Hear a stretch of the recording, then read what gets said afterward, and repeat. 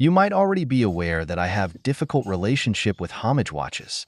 Still, I had to buy one of these to learn more about the cheapest way to look rich. View full size.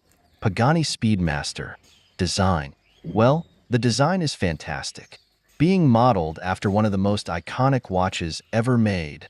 That's exactly what we would come to expect. As it's the V3, you can even see what time it is, which was not possible on the V1 and V2, thanks to their silver hands. No creds to Pagani design, though. This is Omega's design. Movement. VK63 is my favorite in the price range. It's reliable and precise, while offering the correct layout for this watch.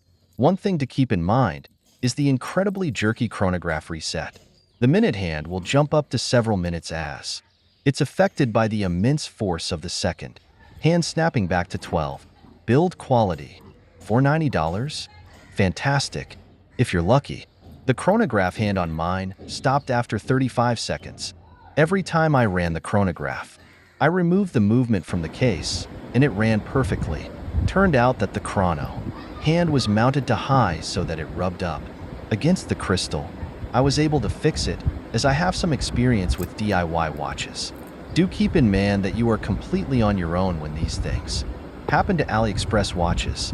You might get a partial refund, but they are not going to fix your watch. Not unless you are willing to wait several months. Strap. The bracelet looks good and feels decent. The 5 links are well articulated and comfortably, but you can't expect too much at this price. Clasp is a simple milled no security clasp with 3 holes of micro adjust. And, believe it or not, an absolutely ridiculous diver's extension. X Factor. You might fool someone from afar. Conclusion. These homage watches are incredible value for money. They are generally quite reliable, and the build quality is decent. The problem arises when people come up to you, wanting to talk about the cool Speedmaster on your wrist. Want one even after this review?